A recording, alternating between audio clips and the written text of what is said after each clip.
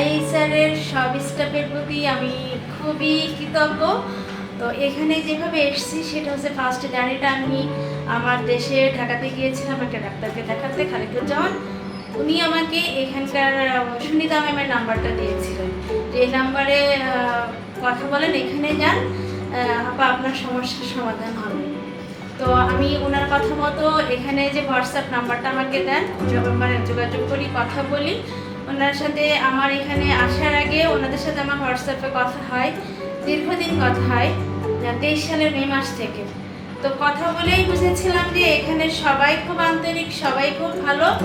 আমি অনেক আশা নিয়ে এসেছিলাম। তারপরে 23 সালের অক্টোবরে আমি ফার্স্ট এখানে আসি, ডাক্তার দেখাই, ডাক্তার সমস্ত রিপোর্ট করে বলছে পজিটিভ, আশা আছে। তারপর আমি এসছি। আসার পরে আমার এখানে যেটা, যে আমার মতো হোপলেস হয়ে যারা আছেন, যে বেবি হচ্ছে না, কি করব, কি না করবো না, কোথায় যাব, তো নির্দ্বিধায় আমি বলবো যে আইএসআরে আসবেন, সমস্যার সমাধান আমার মনে হয় আল্লাহ করে দেবেন, হবে। আমার যেমন হয়েছে সবারই এটা হবে। আর আরেকটা কথা যে হচ্ছে, মানে কি বলবো, যে ফ্যামিলিতে অনেক সমস্যা থাকে, অনেক কথা শুনতে হয় আমাদের, সমস্ত কিছু থেকে রেস্কিউ হব আমরা এখানে আসলে। আইএসআর এসে এখানে একটা ওনাদের এই সব মানে ব্যাগে একটা কথাই থাকে, হোপ লাইফ শেয়ার। এই কথাটাই আমার বেশি ভালো লাগে, যে আসলেই তাই, এখানে আসলে সেই আশাটা পূরণ হয়। তো এখানে সবাই খুব ভালো।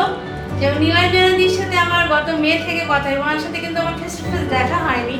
উনি এত আন্তরিক ছিলেন, এত সুন্দর করে গাইড করেছেন আমাকে, যে বলার না, এখানে না আসলে তাদের সাথে না মিশলে বোঝা যাবে না, এত ভালো তারা।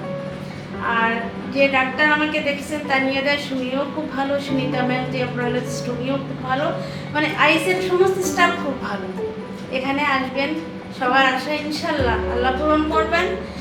আর আমি যে খুশি মনে, হাসি মনে আমার ফ্যামিলিতে ঘিরে যাচ্ছি, এটাই সবচেয়ে বড় পাওয়া। কত বছরের বিবাহিত জীবন? আমার বিবাহিত জীবন 2 ইয়ার্স, বাট আমার এজটা তো 40। আমার তো এজে এসে হওয়ারই কথা ছিল না, কিন্তু আইএসআর এসে সেই স্বপ্নটা আমার আল্লাহ পূরণ করে দিয়েছে, যেটা আমার দেশে হয়নি। তো আমি ডাক্তার খালিকুজ্জামানকেও ধন্যবাদ দিই যে উনি আমাকে এই ঠিকানাটা দিয়েছিলেন। না দিলে আমি জানতামই না যে আইএসআর এরকম একটা কলকাতাতে হাতের নাগালে। এবং আরেকটা কথা বলবো, যে ইকোনমিক্যাল ব্যাপারটাও যে খুব কস্টলি তা না, এটা এসে এখানে করা সম্ভব আমরা যদি ইচ্ছে করি। আমাদের ইচ্ছেটা থাকতে হবে আগে। সবাই যারা আমার মতো সমস্যায় আছেন না, তাদের ইচ্ছেটা থাকতে হবে, ইচ্ছেটা থাকলেই হবে। আইএসআরকে আমি একটা বিষয় সাজেস্ট করবো, যে হচ্ছে আমার মতো পেশেন্ট যারা এই যে বাইরের থেকে আসছেন, এখানে শুধু ডে কেয়ার সিস্টেম না করে যদি আমাদের এখানে থাকার ব্যবস্থা করেন, তাহলে আরও বেশি ভালো হয়, আমাদের নার্সিংটা আরও বেশি ভালো হবে। আমাদের এই যে দূরে বাসা নিয়ে থাকতে হয়, আসবো কি হবে না হবে, এখানেই যদি থাকে সে অনুপাতে আমরা পেমেন্ট দিয়ে দেবো, সেটা সমস্যা না, কিন্তু এখানে থাকার ব্যবস্থা করতে হবে, সেটা করলে আর বেশি ভালো হয়, অনেক পেশেন্ট হবে। আর আমি নিজেই সেকেন্ডবার আবার আসবো তাহলে এখানে, যদি এখানে থাকার ব্যবস্থা হয়। Thanks to all ISR staff.